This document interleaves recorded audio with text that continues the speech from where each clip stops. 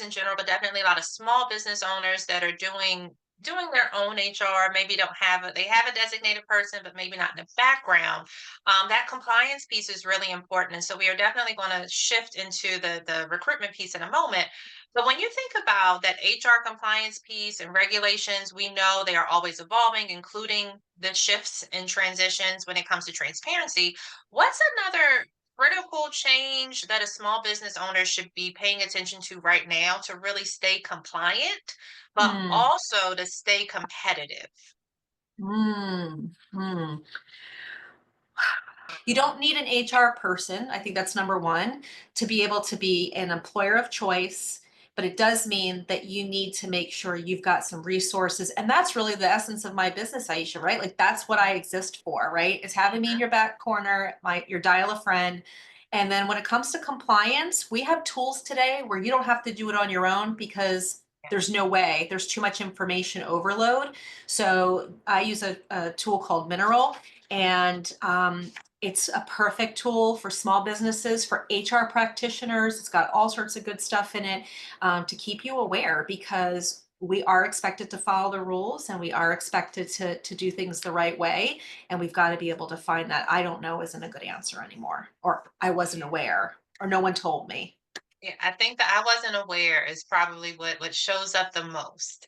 Mhm. Another layer I think I want to add to what you just said about just making sure that they have the templates, that they are consistent, is also that branding piece. So even making Mhm. sure that they're clear. So back to just branding, back to transparency with salary, but making sure they're clear with how they're showing up online to a Mhm. candidate. Like people are really doing their research on companies and they're interviewing them as well. They're learning that they Yes, can. lawyer cannot be sloppy. And this is what's happening, right?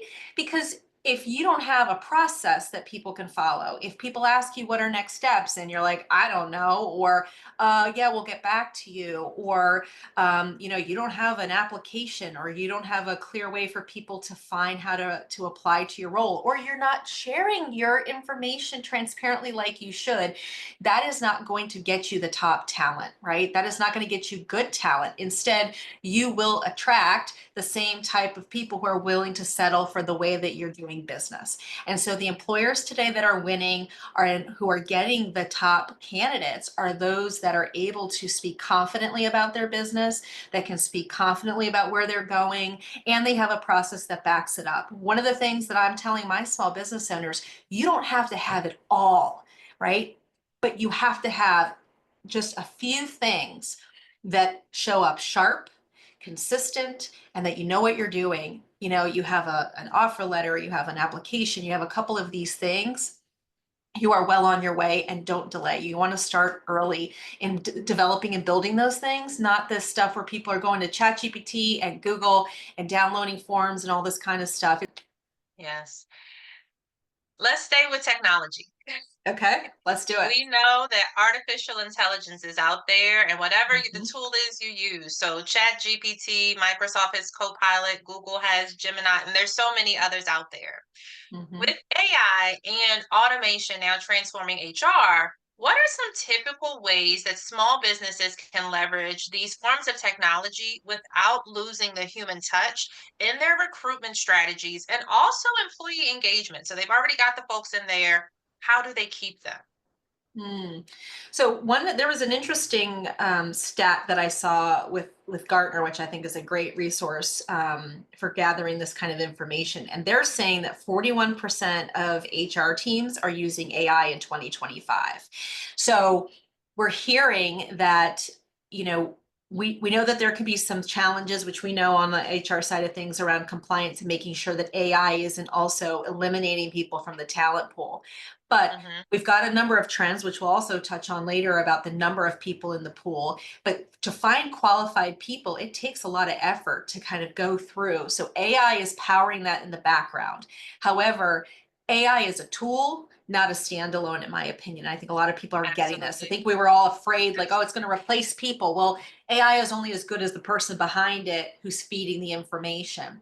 I Right. think what we're going to start to see, and where I end up using AI quite a bit when I'm dealing with the recruitment process in my executive searches, is I'm usually using it to better identify certain core skills, and even what are the questions that I want to ask that candidate or candidates Mhm. around their background and how is it transferable maybe to the current role, or what are some things that I hadn't considered would be an out of the box way for me to find somebody with a different kind of skill set, because sometimes we have people who we think are the right profile, like maybe they have a certain type of skill set but it's not working and we need to go in another direction. And so what I think we're going to see with AI is that we're still going to have to be careful about how we use it to weed out candidates, but we're also going to see AI be like chatbots are a big thing. At first, they used to be like really bad, right? You would send something and it would not give you anything. Now we've got chatbots who are impersonating people and answering questions. So you're going to be able to see people go online, try to fill an application,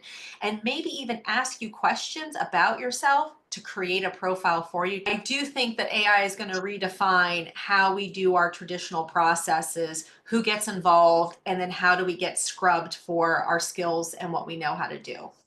Yeah. Susan, I love that you said that AI is a tool. And I think a lot, just to reiterate that, a lot of people think that, okay, I've learned how to use whatever the AI tool is, and that's going to do everything, or this is the standard that I should follow. It truly is that to help bring information to the table, bring resources to the table, but there still is, to that point, a human element that as leaders, business owners, we've got to be able to make still make that decision for ourselves and for our organization.